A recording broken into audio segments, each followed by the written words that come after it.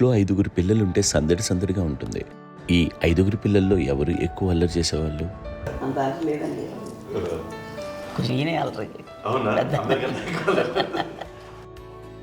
అమ్మ ఇక్కడ ఒకటమ్మా, అల్లరికి, హుషారుకి, చలాకితనానికి, చిలిపితనానికి ఆ తేడా తెలుసుకుని చెప్పమ్మా. అల్లరి అంటే ఇప్పుడు నా ఇమేజ్ ఏమైపోద్ది, అల్లరి అంటే అల్లరుడు అని, నేనేమో చాలా రావుడు మంచి బాలుడు అనేలాగా నా ఇమేజ్ ఇది. నేను అలాగే చెప్తుండేవాడిని. నా ఉద్దేశం అదే.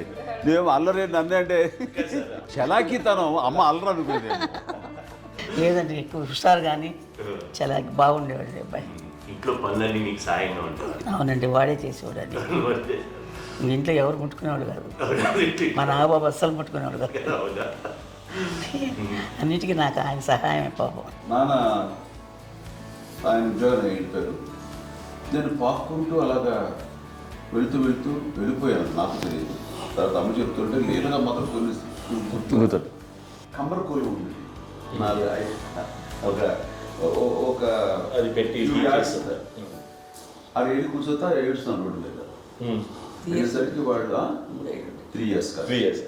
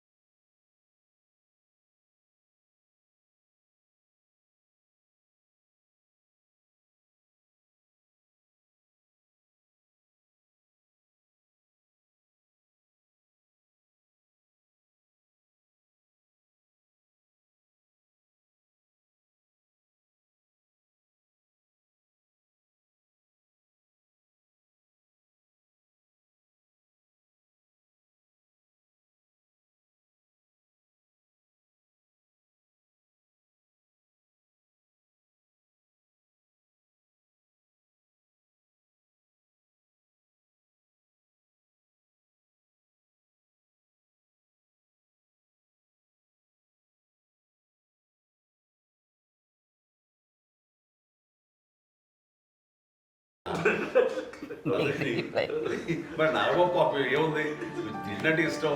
మరి అన్ని రకాలుగా నాన్న కోసం చేసి పెడుతుంటే మరి తను అది ఇష్టపడక ఆ తర్వాత లేకపోతే కోపడక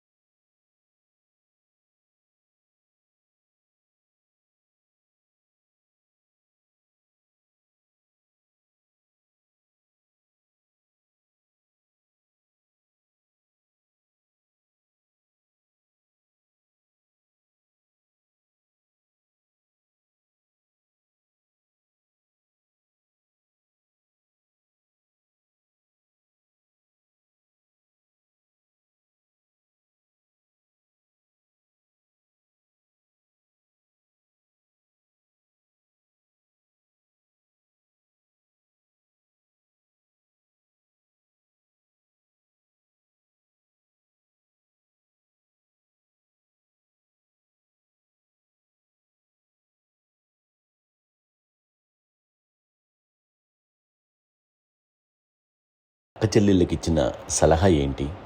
అంటే ఇండిపెండెంట్గా ఉండమంటారు అమ్మ. ఎవరిని డిపెండ్ అవ్వద్దు. మీ పిల్లలు నువ్వే జాగ్రత్తగా నేర్చుకో, ఎవరినైనా చేయకు, డిపెండెంట్గా పెట్టద్దు అని ఆవిడ మాకు బాగా ఎప్పుడు ఎక్కువ చెప్తుండేది.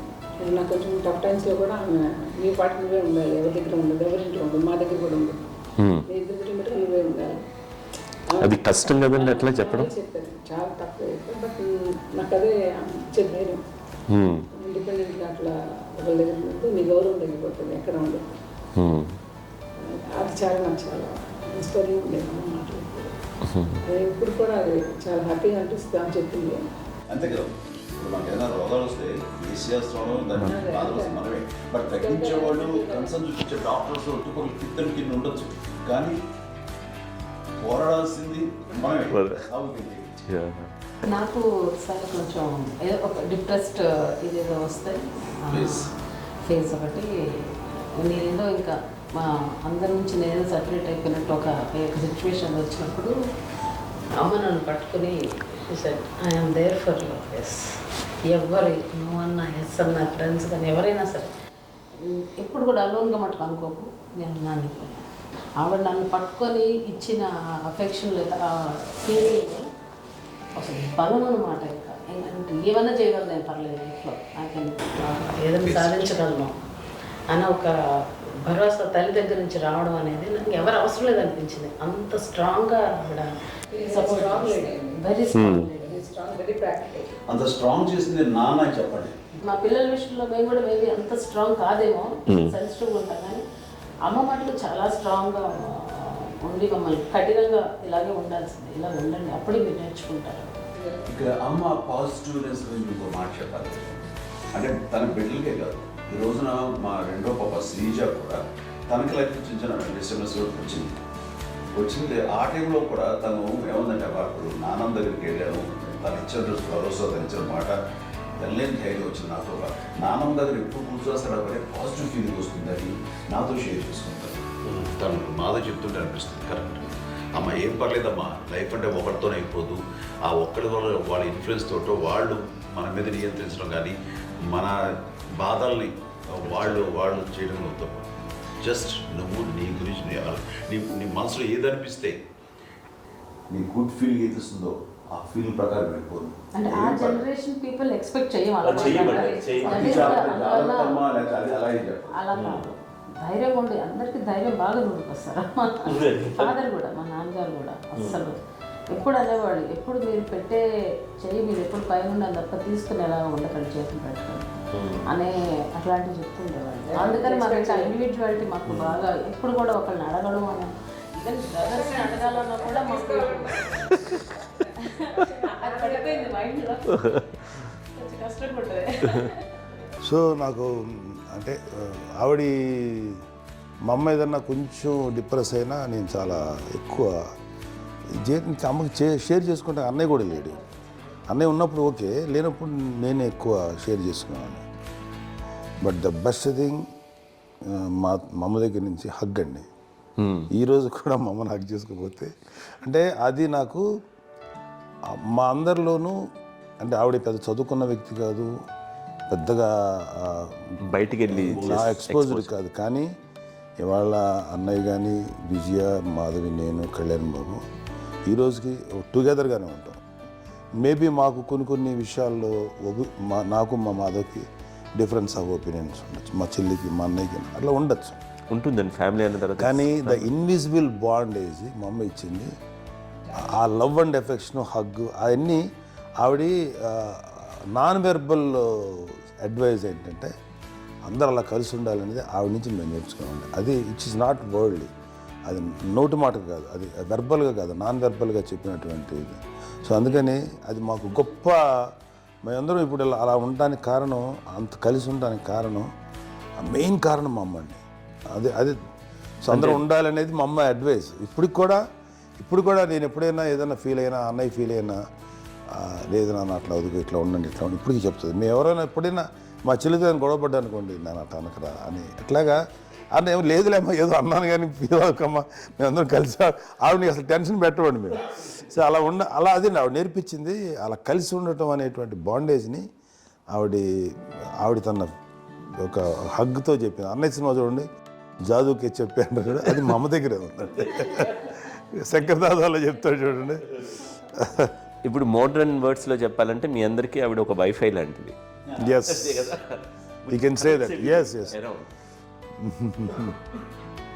ఇంకొక అడ్వైజ్ కట్టండి, అమ్మ విషయంలో నేను గొప్పగా ఫీల్ అయ్యేది, కానీ చాలామంది పెద్దలు రిటైర్ అయిపోయి విశ్రాంతి తీసుకుంటున్నటువంటి పెద్దలందరూ కూడా ఆచరించే విధంగా ఒక విషయాన్ని నేను గమనించాను. ఇప్పుడంటే నా దగ్గర ఉంటుంది కాబట్టి ఉన్నాను. అమ్మ విడిగా ఇంకొక ఇంట్లో ఉండేది, 9 సంవత్సరాలు నాన్నగారు దూరం దగ్గర నుంచి ఉండేది. 5 సంవత్సరాలు ఒంటరిగా ఉండి నన్ను బిడ్డలందరూ ఎవరు మానవుని వెళ్ళిపోయారు, నేను ఒంటరి అయిపోయాను అన్న ఫీలింగ్ అమ్మకు ఎప్పుడు ఉండేది కాదు. తర్వాత బిడ్డలు ఆయా వాళ్ళ టైం బట్టి వచ్చి చూసుకుంటూ సరిపోతుంది. అది వారమా, నెలక, 2 నెలక, అసలు ఒకసారి రాలేని పరిస్థితిలో ఉంటుంది 5-6 నెలల పాటు. ఇదే ఊళ్ళో ఉండి పక్క వీధుల్లో ఉండి ఎవరి పనులు వాళ్ళు బిజీగా ఉండి, ఎవరి షూటింగ్ వాళ్ళు బిజీగా ఉండి, ఎవరి ప్రొఫెషన్లో వాళ్ళు బిజీగా ఉండి, ఎవరి ప్రొఫెషన్లో వాళ్ళు బిజీగా ఉండి, తన సంసారం తను బిజీగా ఉండి అనుకోసరి అమ్మ ఏమీ ఫీల్ అయ్యేది కదా, ఏంటమ్మా రావట్లేదు, అసలు పట్టించుకోవట్లేదు ఏంటి అంటే అంతేలేమ్మా అని ఇలాంటి నిరసన మాటలు కానీ, ఈసరింపు మాటలు కానీ, లేకపోతే న్యూనతాభావం కానీ ఇలాంటివి ఎప్పుడు అమ్మకు లేవండి. వచ్చారు అబ్బాయి ఏం చేసి పెట్టడా చెప్పండి అంటూ చాలా పాజిటివ్ ఉండి ఇప్పటికీ కూడా తను సపరేట్ కిచెన్ మా ఇంట్లో ఎంతో ఉంటుంది వేరే కిచెన్. ఎందుకంటే అమ్మకి మోస్ట్ స్ట్రెస్ బస్టర్ వచ్చేసినా లేకపోతే ఏదో రిలీఫ్ ఏంటంటే తన కిచెన్లో కూర్చొని వండుకు వండి అందరికి పెట్టాం. ఇప్పటికే కళ్యాణ్ బాబు అక్కడక్కడ తిరిగేసి ఎక్కడో చేసి నిరసన చేసి అన్ని రకాలుగా చేసి వస్తే అమ్మకి చాలా జాలి. ఆడేదో ఇంక మేము గుడ్లా కష్టపడుతున్నాం కానీ ఆడి ఎంతలో వెళ్ళేదో మీరు టీవీలో వాటిలో అది ఎక్కువగా చూపించేసరికి వాడే కష్టపడతారు, మేము కష్టపడలేదు ఫీల్ అమ్మకి. అందులో వాడు రాగానే ఎలా వచ్చావా అని అమ్మ ఎక్కడ కళ్యాణ్ బాబు అంటే ముందు అమ్మను కానీ ఎక్కడ కళ్యాణ్ బాబు తను ఎక్కడ ఉంటాడు ఏదో ఉంటాడు తెలుసు. అది తెలిసిన తర్వాత ఎక్కడ తను వాడికి ఇష్టమైన బిర్యానీ అవి చేసి చక్కగా పంపించి అన్నీ చేస్తుంది. అట్లాగా బిడ్డలకి పెట్టడమే తప్ప బిడ్డల నుంచి ఈ వయసులో ఎక్స్పెక్ట్ చేయడం లేకపోగా కొంచెం పట్టించుకోవట్లేదు అనే ఒక న్యూనత భావంలోకి వెళ్ళిపోయి సైకలాజికల్ డిప్రెస్ అయ్యే మదర్ మాత్రం కాదు. ఆ రకంగా మాకందరికీ భరోసా. మేము కూడా పెద్ద అయినా బిడ్డలు వాళ్ళ ప్రవృత్తి ఉద్యోగరీత్యాల వాళ్ళు వృత్తిరీత్యా వాళ్ళు దూరం అయిపోయి మనల్ని చాలా కమ్యూనికేషన్ గ్యాప్ వచ్చినా సరే బిడ్డలు నాకు దూరం అయిపోయి పట్టించుకోవట్లేదు. ఇలాగే చూసేవాళ్ళు వెళ్ళి ఎంత ఇదిగా వదిలేవాళ్ళు గురించి ఇప్పుడు ఏమైపోయాను అన్న ఇంత పిక్చర్ బాధపడలేదు వాళ్ళకి అంటూ నెగిటివ్ సైడ్ ఆలోచించే విధానం లేనే లేదు. అది మా అందరికి ఎంత కంఫర్టబుల్ అంటే అంతే కదా. ఎందుకోకపోతే మాధవ్ చూసుకుని మాధవ్ లేకపోతే నాగబాబు వెళ్తుంటాడు కడియడం వల్ల మా విజయ్ చూసుకుంటున్నది సరే నాకు కళ్యాణ్ బాబు తను చూసుకుంటుంటాడు. ఇలా ఎవరో కూడా వెళ్తూ ఉంటాం. అమ్మ మాత్రం అది వెరీ గుడ్ హెల్దీ. నేను చాలా తల్లిదండ్రులు చూశాను, అవును, వాళ్ళు చాలా ఇబ్బంది పడుతూ ఉంటారు. పట్టించుకోవట్లేదు మేము అర్థం చేసుకోగలము కానీ వాళ్ళు వస్తే బాగుంటుంది కదా అనేది ఉంటుంది. ఫీల్ అవుతారు. అవును, అలాంటి ఫీల్ ఏం లేదు. పైగా బిడ్డలు వస్తే వాళ్ళకి ఏం చేసి పెట్టాలా అనే ఆలోచన ఉంటుంది. అది వెరీ హెల్దీ. చాలా మంది ఆచరించాల్సిన గొప్ప విషయం అనుకుంటాను. చిన్నప్పుడు అన్ని ఆనందాలేనా, మర్చిపోలేని దుఃఖాలు కూడా ఏవైనా ఉన్నాయా? అమ్మ చెప్పాలంటే ఓపికకి, గృహిణిగా తన బాధ్యతలు నిర్వర్తించడానికి అండ్ అన్ని రకాలుగా టేకింగ్ కేర్. దీనికి ఒక మంచి ఉదాహరణ నేను చెప్పగలను. అది తలుచుకున్నప్పుడు నాకు చాలా ఉద్యోగంగా ఉంటుంది, నాకు చాలా కంటితనం వచ్చేస్తుంది. అమ్మకి మేము 5 బిడ్డలు అండ్ పురిట్లోనూ 1 year పెరుగో 2.5 years పెరుగో 3 బిడ్డలు చనిపోయారు. నాకు గుర్తెరిగి పొన్నూరులో నేను 6th class చదువుతున్నాను, 6వ తరగతి. అప్పుడు రమణ అనే ఒక అమ్మాయికి 3 years. రమణ అంటే మా ముగ్గురు మా ముగ్గురికి కంటే పెద్దది, మా కంటే పెద్దది, కళ్యాణ్ బాబు కంటే పెద్దది, మాకంటే మధ్యలో పిల్ల. తనకి అప్పట్లో మా నాన్నగారు ఉద్యోగరీత్యా క్యాంపుకి వెళ్ళిపోతుండేవారు. ఏమి ఉండేది నాన్న చెప్పాలంటే ఫుడ్లో కష్టపడేవారు. ఇంకా నాన్న చెప్పినట్టు నాగో చెప్పినట్టు. కానీ ఇంటి బాధ్యత, ఇంటి పనులు, రోగాలు వచ్చిన రుచులు వచ్చిన హాస్పిటల్కి తీసుకెళ్ళాలట ఏదైనా సరే అమ్మే పడేది. ఆ శ్రమ తీసుకున్న టైంలో అమ్మకి అసిస్టెంట్కి నేను సహాయపడుతుండేవాడు ఉండేవాడు. అమ్మ చూడరు నాకు ఫ్రెండ్స్ ఆడుకోవడం అలా నిజంగా ఎప్పుడు నాకు గుర్తేది నాకు తెలియదు. నాకు లేదు ఫ్రెండ్స్తో తిరగడం అది ఫ్రెండ్స్లో అమ్మ పట్ల ఉండేవాడు. అలాంటి నేను ఆ పిల్లకి బ్రెయిన్ ఫ్యూర్ వచ్చింది. ప్రభుత్వ ఆసుపత్రి పొన్నూరులో ఆ పిల్లని చేర్పించినప్పుడు 2-3 days అయిన తర్వాత ఒక బ్యాడ్ న్యూస్ వినాల్సి వచ్చింది. తెల్లారికి కాన్షియస్ లేదు, పోయింది. ఏం చేయాలో తెలియదు. అమ్మ వయసు చిన్నది. ఇద్దరు తీసుకుని ఆ బిడ్డల్ని ఒళ్ళో పెట్టుకుని శవాన్ని, డెడ్ బాడీని రిక్షాలో ఇంటికి వెళ్ళాలి. ఇప్పటికీ నాకు గుర్తు ఆ విజువల్స్. అండ్ నాన్నకి తెలియదు ఏ విషయం, నాన్న ఎప్పుడు వస్తారో తెలియదు, ఎలా కమ్యూనికేట్ చేయాలో తెలియదు. అది తీసుకుని వెళ్ళిన తర్వాత ఇంట్లో పడుకోబెడుతుంటే ఏం చేయలేదు. చుట్టుపక్కల ముస్లిం సోదరులు ఉండేవాళ్ళు, ఫ్యామిలీస్ అక్కడ.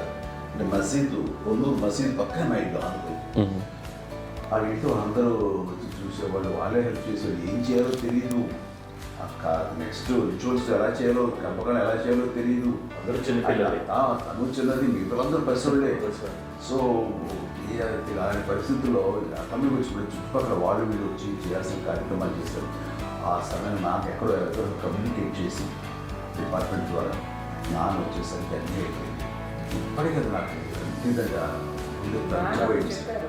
మేము ఇలా ఎన్ని పురుషులు ఎన్నుకుంటున్నామంటే ఎలాంటి ఇది లేకుండా జాగ్రత్త అనే ఒక హెచ్చరికలాగా చేస్తూ అండ్ పంపించాలని సపోర్ట్ చేసి అండ్ ఇప్పుడైతే నా మీద నమ్మకం నేను ఏం నిర్ణయం తీసుకున్నా మరో అండ్ తనకి హాస్పిటల్ పెద్ద ఫోబియా. నేను ఎక్కడికైనా వస్తాను హాస్పిటల్ కదా. ఈ మధ్యకాలంలో సరే అమ్మ మోకాల ఆపరేషన్ జరిగింది. అమ్మను కొంత బాధపడుతున్నావు, అసలు ఈ రోజున వచ్చిన మెడికల్ అడ్వాన్స్మెంట్లో నీకు అసలు ఏ బాధ తెలియకుండా మోకాల ఆపరేషన్ రీప్లేస్ చేస్తారు అని వీళ్ళందరూ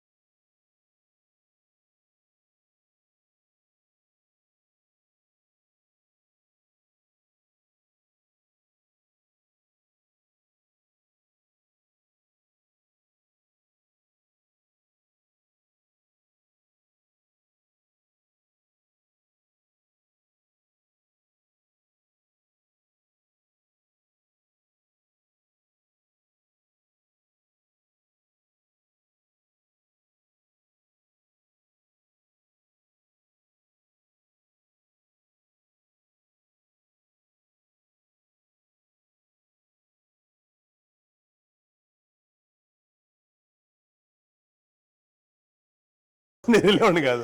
అమ్మకి ఎప్పుడు ఏంటంటే ఒక ఇదే పని చేయడని, అంతే. నిజంగా ఏ పని చేసేవాడిని కాదు. అవునా? కష్టపడ్డా గుడ్లా కష్టపడ్డా లేదు లేదు వాడంటే మాత్రం మహాప్రేమ. నేను చూసుకున్నాను దగ్గర ముందు పెట్టినావు ఆర్టిస్ట్ కాబట్టి వ్యక్తీకరించిన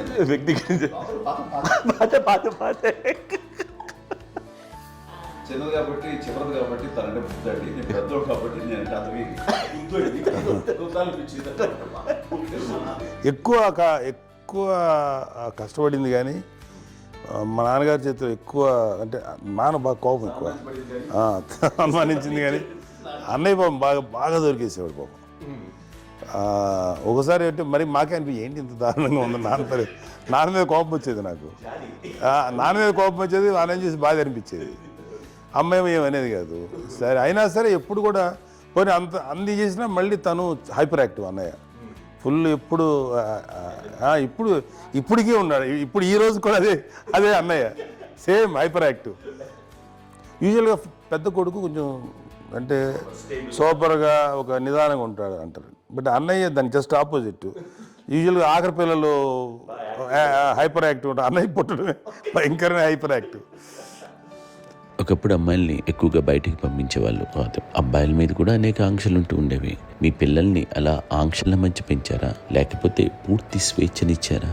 అంటే మాకు మా నాన్నగారు కానీ మా అమ్మగారు కానీ అండి మాకన్నా చాలా బ్రాడ్ మైండ్ ఉన్న వ్యక్తులండి. ఎందుకంటే పిల్లలు ఎక్కడన్నా బయటకు వెళ్తే ఇప్పుడు మేమైతే భయపడిపోతాం. మా విజయ్ కానీ మా చిన్న చెల్లి అన్నయ్య నేను అందరం కూడా ఇవాళ ఉన్న పరిస్థితిలో వాళ్ళు ఎప్పుడు భయపడేవాళ్ళు కాదండి. ఎక్కడికి వెళ్తాను నీళ్ళని ఇచ్చేవాళ్ళు, లేట్ అయినా అసలు ఏమనేవాళ్ళు కాదు. లేకపోతే ఏదైనా మోటార్ బైక్లు వేసుకున్నాం, లేకపోతే కారులో ఎట్లా పడితే ఎట్లయినా సరే ఏమనేవాళ్ళు కాదు. వాళ్ళు తెలియకుండానే మాకు ఒక ఫ్రీడమ్ ఇచ్చారండి. సో దట్ అదే ఆ ఫ్రీడంలో భాగమే అన్నయ్య కానీ ఇండస్ట్రీకి వెళ్ళాలంటే కూడా ఒక వ్యక్తి ఒక కొడుకు ఒక గొప్ప కెరీర్ని పర్సూ చేసుకుంటూ వెళ్తున్నాను. నాన్నగాని అమ్మగానే ఓపెన్ మైండ్ తోటి అసలు నువ్వు వెళ్ళినా ఎంతకాలం వెళ్తావు, నువ్వు ప్రయత్నించని చెప్పి అలా వదిలేశారండి. అన్నయ్య కూడా ఏంటంటే మోస్ట్ రెస్పాన్సిబుల్గా వెళ్ళి చాలా మేజర్ అమౌంట్ అన్నయ్యకి కూడా పెద్ద అమ్మకు వందలు ఇచ్చేది కాదు. కరెక్ట్గా ఆ ఇన్స్టిట్యూట్లో చదువుకునేటప్పుడు ఎంత ఇవ్వాలో కరెక్ట్గా ఇచ్చేది. తనకి ఎక్స్ట్రా ఖర్చు పెట్టుకుంటే అంటే అట్లా ఉండేది పరిస్థితి. అంతే కదా, అంత జాగ్రత్తగా అన్నయ్య కూడా అంత రెస్పాన్సిబిలిటీగా రెసిప్రోకేట్ అయ్యి చేసి అందువల్ల మా అమ్మ నమ్మకం మా అమ్మగారి మా నాన్నగారి నమ్మకాన్ని అన్నయ్య ఎప్పుడు అది వాడు ఇంత నమ్మకానికి 10 times ఇచ్చాడు. ఏ వయసెస్ వైపు కానీ ఏ అలవాట్ల వైపు కానీ ఎందులో ఇండల్జ్ అవ్వకుండా నాకు నేనుగా నియంత్రించుకుంటూ సరైన మార్గంలో వెళ్ళేలాగా నాకు వెళ్ళడానికి లోపల ఆ స్ట్రాంగ్ థాట్ అడగానే వాళ్ళు రెసిస్ట్ చేస్తే ఇచ్చానని ఆపేశారు అని ఏదో చిన్న రిలక్టెంట్ ఫీలింగ్ ఉంటుంది. వాళ్ళ మీద చిన్న కోపం నిరసన ఉండేది. వాళ్ళు అలా లేకపోవడానికి వాళ్ళు వెంటనే అడిగిన వెంటనే జాగ్రత్త అనే నిర్ణయం ఉండేది. కానీ జాగ్రత్త అని హెచ్చరిక చేయడంతో నాకు మరింత బాధ్యత తిరిగి గుర్తు తిరిగి నేను నడుచుకుంటూ వెళ్ళాను. కాబట్టి అది నాకు ప్లస్ అయింది వాళ్ళ దగ్గర. అంటే మదర్ అంటే తల్లి అనే కాదు, మదర్ ఫిగర్ ఫీలింగ్ ఎవరిచ్చినా సరే అది నానైనా తల్లితో సమానం అనుకుంటాను. నాకు చెప్పినట్లుగా అట్లాగా అలిసిపోయి వచ్చిన నాకు కాళ్ళు నొక్కుతుంటే నాకు భయం వేసేసేది. ఆ తర్వాత పడుకో గలవాయించేవాడు, అది కూడా కోపం. అంటే ఉదాహరణ అంటే మళ్ళీ అదే నాకు తిడతారు, ఎందుకు కాదు పడుకుని ఎక్కడ నిద్ర వస్తాయండి నాన్న. సో ఆ రకంగా నాన్న తన ప్రేమ చూపిస్తుంటాను. ఆ తర్వాత గోండా టైప్లో కూడాను నేను ట్రైన్ కింద వెళ్తుంటే నాన్న అక్కడే ఉన్నారు, రాజమండ్రి దగ్గర ప్రాంతంలో. ఆయన చాలా కోపం చేస్తుంది, ఇలాంటి చేస్తుంటావు నువ్వు, ఏదైనా అయితే ఏంటి అనేది చెప్పి, ఏం పర్లేదన్నా ఏమవుతుందో అన్ని రకాల సేఫ్టీ అన్ని రకాల జాగ్రత్త తీసుకున్నాం. ఈ రోజు ఉన్నది సేఫ్టీ అప్పుడు లేదు అయినా సరే రేపు పొద్దున నీ కొడుకులు ఇలాంటి పరిస్థితులు నీకు తెలిసి వస్తారు అప్పుడు అనేవాడు. ఎన్నిసార్లు అనేవాడు. నాకు నిజంగానే మగధీర టైంలో గుర్ర పెట్టుకుని ఆ రోడ్డు మీద పడిపోయేది అని అన్నప్పుడు నాకు ఆ ఫస్ట్ వైపు ఆ ఫీలింగ్ కలిగింది. అలాగే పీటర్ హెయిన్స్ అనేవాడు ఫస్ట్ మగధీరలో జంప్ చేస్తారు, మోటార్ బైక్ జంప్ చేసినప్పుడు ట్రైల్లో పీటర్ హెయిన్స్ అంత హైట్ నుంచి 20 feet 25 feet హైట్ నుంచి పడిపోయి మొత్తాన్ని బోన్స్ ఇరగొట్టుకుని వాడు 7 నెలల పాటు వాడు ఇరపడి హాస్పిటలైజ్డ్. అది వీడైతే ఏమో తలుచుకుని భయం వేసేసేది. అప్పుడు నాన్న గుర్తుకు వచ్చేవాడు, ఓహో వాళ్ళ టెన్షన్ ఇంత తెలియదు, మనకి మన కొడుకు వస్తే తెలియదు, ఈ మాట నాన్న ఎప్పుడు అన్నారని అనిపిస్తుంది. Sweet memories my. అత్త కోడళ్ళ మధ్య అనుబంధం ఎలా ఉంటుంది? సురేఖ్ గారితో మీకున్న అనుబంధం గురించి చెప్తారా? మాకండి కోడలు కాదండి, నా కూతురు అండి. అంత బాగుంది.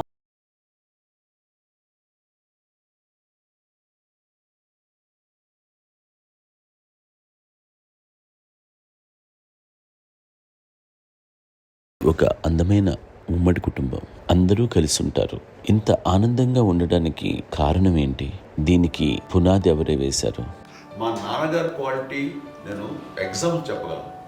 అమ్మ వాళ్ళ ఇంట్లో పెద్దది, వాళ్ళ నాన్నగారు అంటే మా తాతయ్య గారు ప్రొహిబిషన్ డిపార్ట్మెంట్లో సిఐగా ఎస్ఐగా చేశారు. ఏదో మా ఇన్స్పెక్టర్ సిఐ చేసి ఆయన కాలం చెందారు. చాలా ఎర్లీగా 48 years చచ్చిపోయారు. 40 చచ్చిపోయారు. 40 దాదాపు 40 సరిపోతే ఆయనకి అప్పటికి అమ్మ కాకుండా 4 బిడ్డలు. అమ్మ తర్వాత అబ్బాయి తర్వాత 3 ఆడతారు. వాళ్ళు ఏంటంటే రాకరావిడి నాగోబు కంటే కూడా చిన్నవాడు. అది ఆ వయసు అంత చిన్నవాడు. అమ్మ మా పిన్నమ్మని నాకంటే చిన్నవాడు. అలాంటి పిన్నమ్మల్ని ఆయన వీళ్ళ నాగ చనిపోయిన తర్వాత తన ఫ్యామిలీ అంటే నాన్న పెంచారు. నాన్న కూడా అరాపురా శాలరీ మీద బతికేదే తప్ప కూడా కాదు.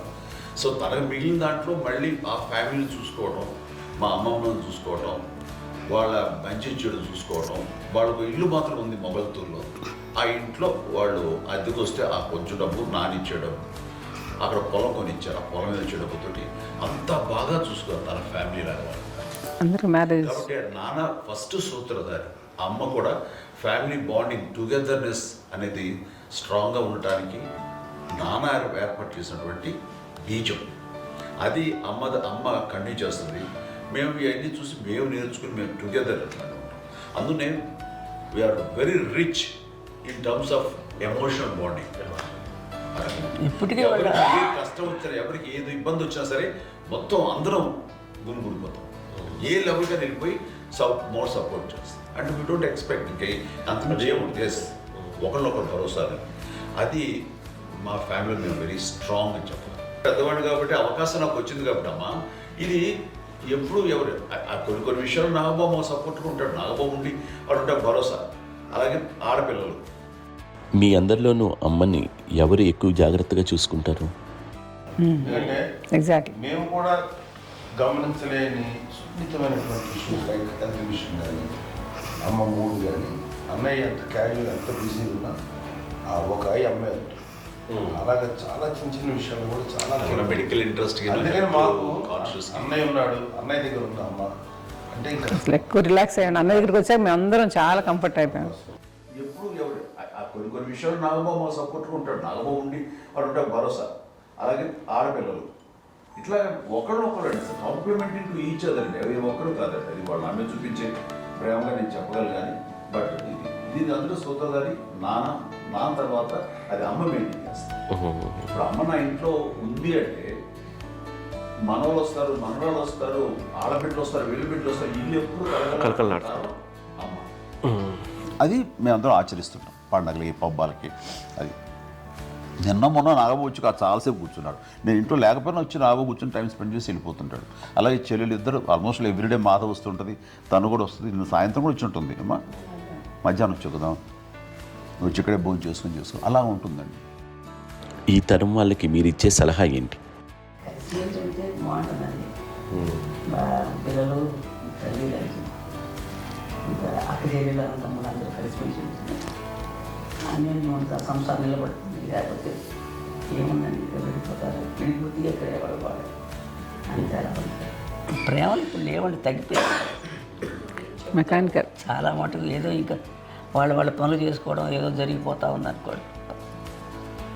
అంత ప్రేమలు ఎక్కడ లేవండి ఇప్పుడు ఈ రోజు. అంటే ఒకప్పుడు ఒకరికి ఇంకొకరు భరోసాగా ఉండేవాళ్ళు, అంటే అందరూ కలిసి సపోర్ట్గా ఇది చేయడం. ఎందుకంటే వీళ్ళ పెద్దనాన్నగారి పిల్లలు కూడా ఆయన చూసేవారు.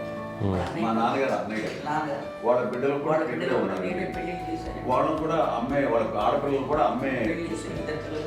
చూడండి, నాన్న ఎట్లయితే తన చెల్లెలు చూసుకున్నారో అట్లే నాన్న తరపు అమ్మగారి పిల్లలు వాళ్ళు చనిపోయారు చెల్లి గారు, వాళ్ళ బిడ్డలకి పెళ్లిళ్ళు పేరెంటాలు అన్నీ చేసింది అమ్మాయి. అమ్మ అలా చేసింది కాబట్టి అది మాకు మార్గదర్శకం ఉంది. ఇప్పటికీ వాళ్ళు కొంచెం ఒక మాదిరి పరిస్థితి ఉంటే వాళ్ళకి ఇల్లు కూడా పెట్టడం కానీ వాళ్ళకి తగిన సహాయం అంటే కనుక ఎవ్రీ మంత్ మా పెదనాన్నగారి అమ్మాయి వాళ్ళు అప్పుడు 70 వాళ్ళకి ఎవ్రీ మంత్ మా ఇంటి నుంచి ఓ మొత్తం వెళ్ళిపోతాం 15,000 మా అబ్బాయి మంచిగా ఎన్నో సంవత్సరాలు వెళ్ళిపోతాను. బ్యాంక్ వచ్చేది ఫస్ట్ అదంతా కూడా మా పెద్దలు వచ్చింది. వాళ్ళు కూడా వచ్చి అమ్మని అంతా ప్రేమలో చూస్తారు, ఇష్టంగా చూస్తారు.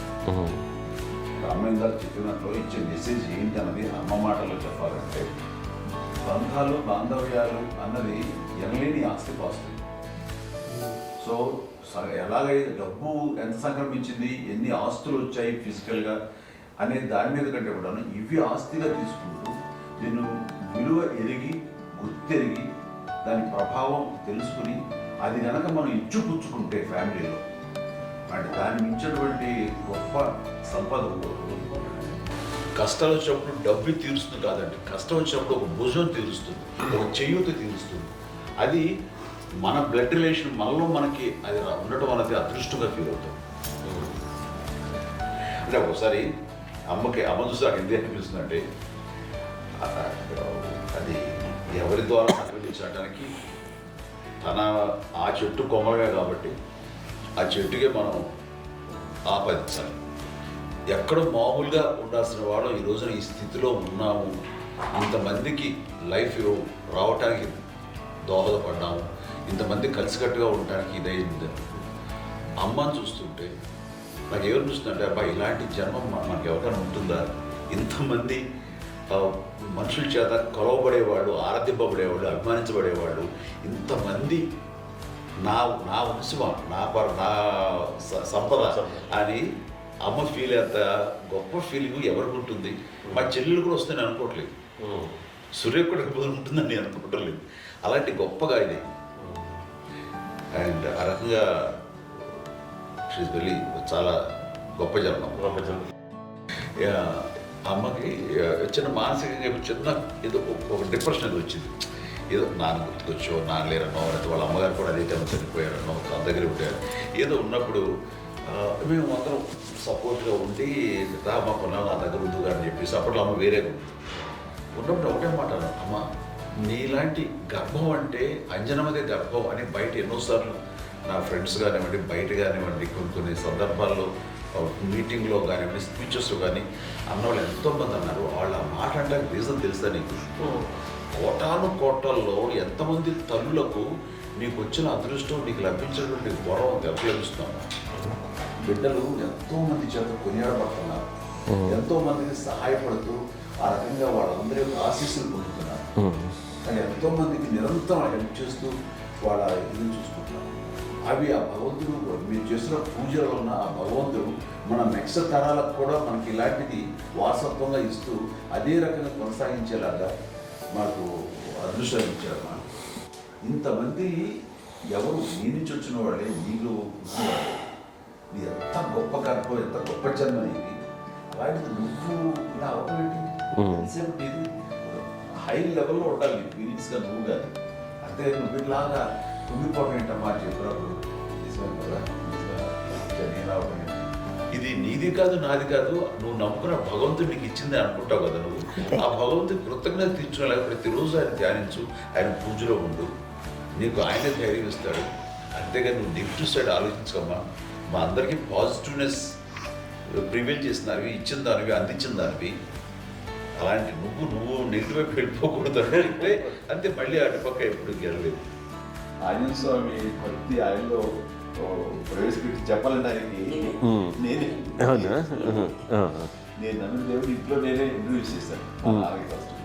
నానంత ప్రగాఢంగా నమ్మి ఆయన దానివల్ల లబ్ధి పొందారు. ఆయన అందులో మమ్మల్ని మించిపోయిన స్టేజ్కి వెళ్ళిపోయారు. ఆయనతోటి ఆంజనేయ స్వామితో ఇంటరాక్ట్ అవుతూ అట్లా ఆయన నమ్ముకుంటుంది.